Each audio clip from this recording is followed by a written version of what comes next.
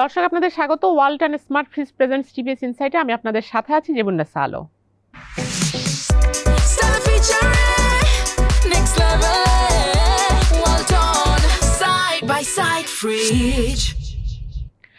আমরা আজকে আলোচনা করব রেমিটেন্সের রেকর্ড প্রবাহ নিয়ে। আপনারা যদি দেখেন যে এই মার্চ মাস মাত্র শেষ হলো, এই মাসে আমাদের রেমিটেন্স এসেছে $3.76 বিলিয়ন।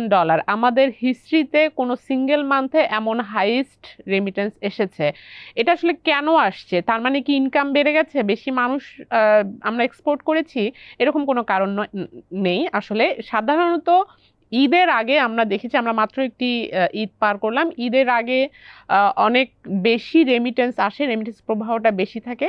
আরেকটি কারণ আছে যে যেহেতু আপনারা জানেন ইরান ওয়ারের কারণে আমাদের মিডল ইস্ট কান্ট্রিজগুলোতে, যেটা আমাদের লেবার হাব, ওয়ার্কার্সদের হাব, সেখানে অনেক ধরনের অনিশ্চয়তা তৈরি হয়েছে। অনেকে কিন্তু ফেরত আসছেন, অনেকে ফিউচারে টাকাটা ট্রান্সফার করা কতটা জটিল হবে, এই যুদ্ধ কতদিন চলবে, জব লস হওয়ার আশঙ্কা রয়েছে, সব কারণে অনেকেই কিন্তু তার সেভিংসগুলো দেশে পাঠিয়ে দিচ্ছেন। এটি একটি কারণ। এবং আরেকটি ব্যাপার হচ্ছে যে আমাদের এক্সচেঞ্জ রেট, এটি আরও এখন ফেভারেবল হয়েছে। আমাদের বাংলাদেশ ব্যাংক, আমরা দেখছি যে এই যুদ্ধ শুরুর পর থেকে আমাদের এক্সচেঞ্জ রেট যে একটা জায়গায় ফিক্সড করে রাখার যে প্রবণতাটা ছিল, সেটি থেকে কিন্তু বেরিয়ে এসেছে। এখন আমাদের ডলারের দাম বাড়ছে এবং যে চাহিদার কারণে বাড়ছে, সেটি যেটি বাংলাদেশ ব্যাংক জোর করে ধরে রাখতো সেটি করছে না, যতটুকু ডিমান্ড অনুযায়ী বাড়ার সে অনুযায়ী বাড়ছে।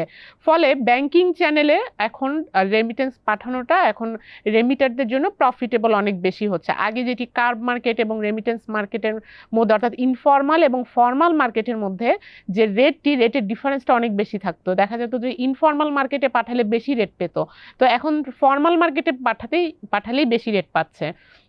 এবং আমরা যদি দেখি যে যেটি 122 টাকা 30 পয়সার মধ্যে বাংলাদেশ ব্যাংক প্রায় 6 মাস ধরে একই জায়গায় ধরে রেখেছিল, সেটি কিন্তু এখন 123 টাকা পর্যন্ত চলে গেছে এবং সামনে আরও কত যাবে আমরা জানি না। কিন্তু এই এক্সচেঞ্জ রেট ফ্লেক্সিবিলিটিটাও আসলে অনেকটা ফেভার করেছে রেমিটেন্স প্রবাহকে। তো এটি হলো আমাদের যুদ্ধের মধ্যেও আমরা এই রেমিটেন্স প্রবাহ বেশি দেখছি। তবে এটি নিয়ে খুব বেশি হ্যাপি হওয়ার কোনো কারণ নাই, কারণ আমরা শঙ্কা অনেক বেশি দেখছি। যেটি আমি আগেই বললাম যে জব লসের একটি শঙ্কা রয়েছে, আর সামনে এই যুদ্ধ কতদিন চলবে, অনেকেই সেখানে থাকতে পারবে কিনা, অনেকেই কিন্তু ফেরত আসছে, নতুন ওয়ার্কার আমরা পাঠাতে পারছি না, ফ্লাইট ক্যান্সেল হয়ে যাচ্ছে, এসবের কারণে অনেকে অস্থিরতার কারণেও টাকা আগেই বাড়িতে পাঠিয়ে রাখছে। তো এই সংখ্যাগুলো কিন্তু সামনে আরও বাড়বে। জব লসের একটা বড় আশঙ্কা রয়েছে, যেহেতু মিডল ইস্ট কান্ট্রিজগুলো আমাদের যে টোটাল রেমিটেন্স এর 50% বেশি কিন্তু এই মিডল ইস্টার্ন কান্ট্রিজগুলো থেকে আসে। তো এই সব দেশে যেহেতু এখনও এই ইরান এবং ইউএস ইসরায়েল ওয়ারের এখনও আমরা শেষ কবে হবে এই লক্ষণ দেখতে পাচ্ছি না, তো সেটার একটা বড় শক আসার সম্ভাবনা রয়েছে। এবং আবার একই সাথে সামনে আবার আরেকটি আমাদের কোরবানি ঈদ রয়েছে, তো সেটি একটা আমাদের বড় রিলিফ যে পাশাপাশি দুটো ঈদ থাকার কারণে ঈদের আগে আরও একটু হয়তো আমরা বড় প্রবাহ দেখতে পাবো। তো এটার ইম্প্যাক্টটা কি আমাদের এই রেমিটেন্স? এই মুহূর্তে যেহেতু আমাদের গ্লোবাল ক্রাইসিসের কারণে বিশেষ করে অয়েল প্রাইস বাড়ার কারণে আমাদের ব্যালেন্স অফ পেমেন্টের উপর অনেক বড় একটি শক আসছে। আপনারা জানেন যে সরকারের এখন অনেক বেশি হাই প্রাইসে আমাদের এনার্জি কিনতে হচ্ছে, যে কারণে অনেক বেশি সাবসিডি প্রয়োজন হচ্ছে।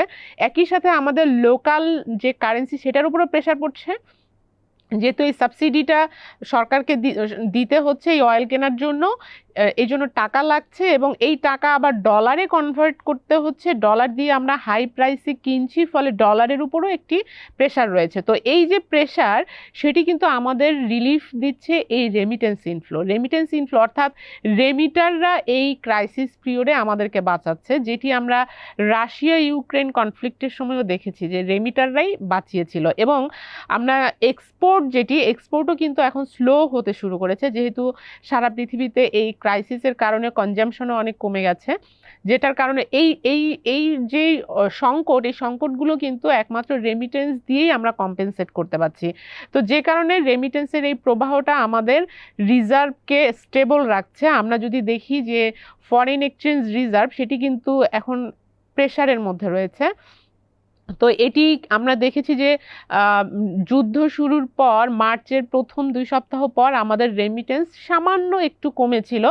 আমরা যদি আইএমএফ এর হিসাব অনুযায়ী দেখি, ইন্টারন্যাশনাল মনিটারি ফান্ড আমাদের আসলে রিজার্ভের দুটো ফিগার দেয়া হয়। আমরা এখানে একটি ফিগার বলছি, যেই ফিগারটি ইন্টারন্যাশনালি অ্যাকসেপ্টেড, বাংলাদেশ ব্যাংক নিজে আবার একটি হিসেব করে। তো ইন্টারন্যাশনাল অ্যাকসেপ্টেড সেটি হলো আইএমএফ এর ফর্মুলা অনুযায়ী, সেই অনুযায়ী আমরা দেখছি যে আমাদের এই যে মার্চ শেষে 1 তারিখে আমাদের রিজার্ভ ছিল $29.6 বিলিয়ন।